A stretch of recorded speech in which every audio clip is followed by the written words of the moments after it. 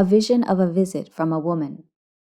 After I contemplated the skunk vine Dhamma metaphor, ubaya, in the afternoon of that day, wisdom, paññā, metaphors continued to arise continuously, as previously explained.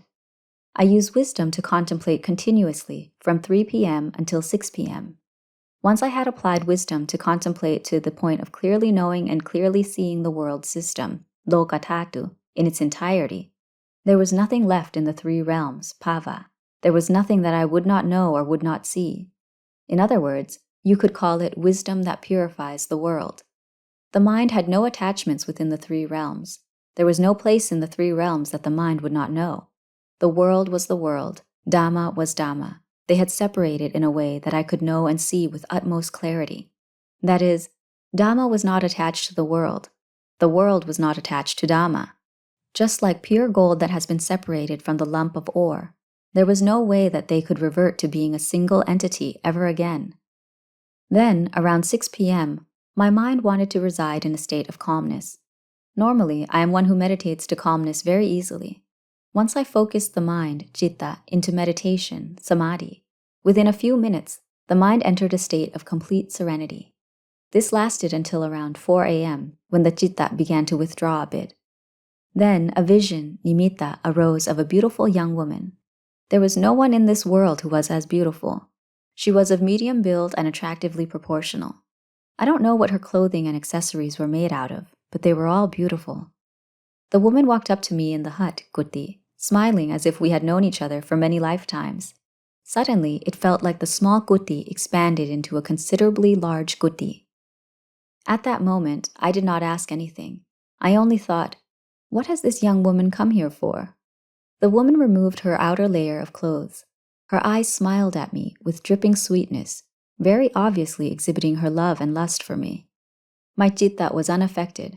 I didn't feel anything.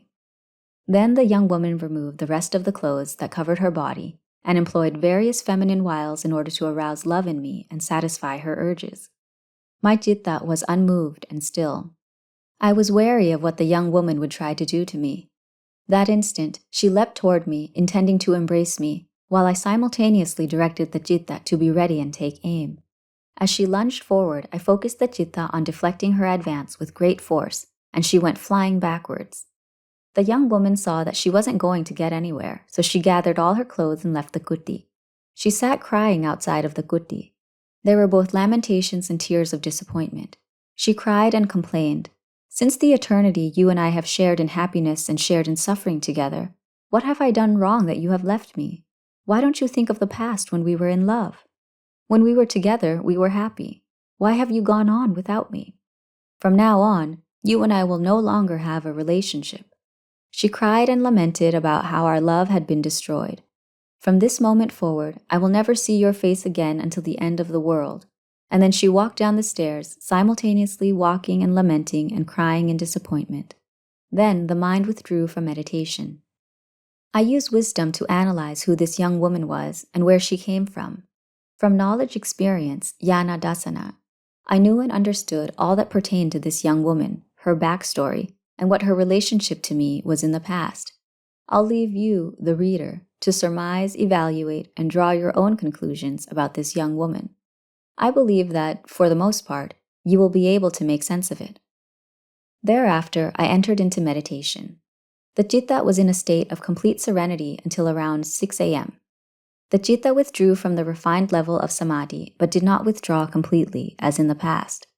As the citta and body were separating from one another, each time I moved my body, it required great willpower in order to actually move, to raise an arm or a leg, or to glance to the left or right. To get my feet walking, I really had to will each stride in order to actually be able to walk. I had never been this way before.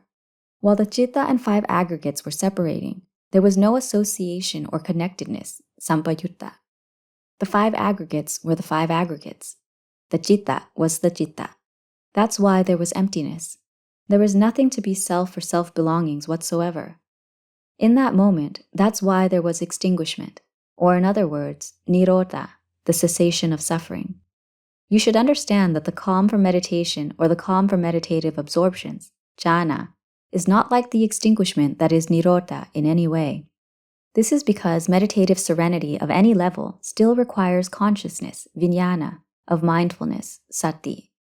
As for nirodha, the cessation of suffering, there is no consciousness, vijnana, of anything at all.